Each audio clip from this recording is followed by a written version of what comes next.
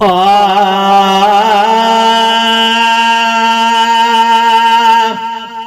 खणी खाली झोली अवां जे तॾे ते ज़माने जा हाकुम पिनण कान आया। खणी खाली झोली अवां जे तॾे ते ज़माने जा हाकुम पिनण कान आया। दुनिया आखिरत जो जजो दान दरता वेचारा मुसाफिर वठण कान आया। दुनिया आखिरत जो जजो दान दरता वेचारा मुसाफिर वठण कान आया। वेचारा मुसाफिर वठण कान आया। ओ मदीने जा साईं सखा तो जियण खुट वफादार आहीं वफा तो जियण खुट।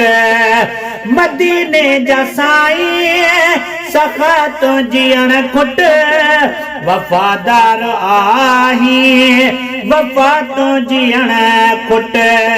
मूं पारा किरोणे नढा वॾड़ा तोणे मूं पारा किरोणे नढा वॾड़ा तोणे। पंहिंजे दफ़्तरनि खे धोअण कान आया। पंहिंजे दफ़्तरनि खे धोअण कान आया। खणी खाली झोली अवां जे तॾे ते ज़माने जा हाकुम पिनण कान आया।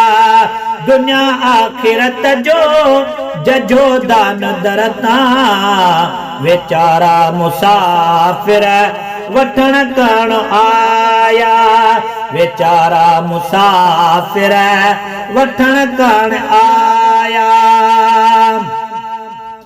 खुदा खैर जो तो खे वाली बणायो तो लय सारे आलम के सोनो सजायो। खुदा खैर जो तो खे वाली बणायो तो लय सारे आलम के सोनो सजायो। गुलन में भी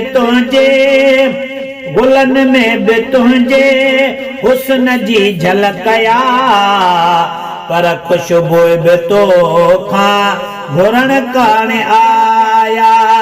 पर खुशबू बि तोखां घुरण कान आया। खणी खाली झोली अवां जे तॾे ते ज़माने जा हाकुम पिनण कान आया। दुनिया आखिरत जो जजो दान दरता वेचारा मुसाफिर वठण कान आया।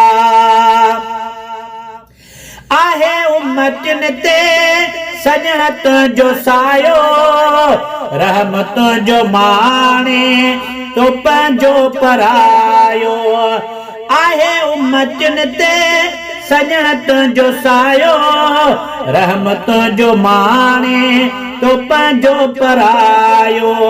सभई मुल्क संबिरण अवां जे वतन ॾे सभई मुल्क संबिरण अवां जे वतन ॾे ऐं सिंधी बि चावट चुमण कान आया। ऐं सिंधी बि चावट चुमण कान आया। खणी खाली झोली अवां जे तॾे ते ज़माने जा हाकुम पिनण कान आया। ज़माने जा हाकुम पिनण कान आया। ही नाले मिठो वा सजण दर जो नौकर आ निस्बत अवां सां त खुश आ महेसर। ही नाले मिठो वा सजण दर जो नौकर आ निस्बत अवासा त खुशो महेसर लिखा ना तो जो पढ़ा ना तो लिखा ना तो जो पढ़ा ना तो जो शान शायर लिखण कान आया लिखण कान शायर लिखण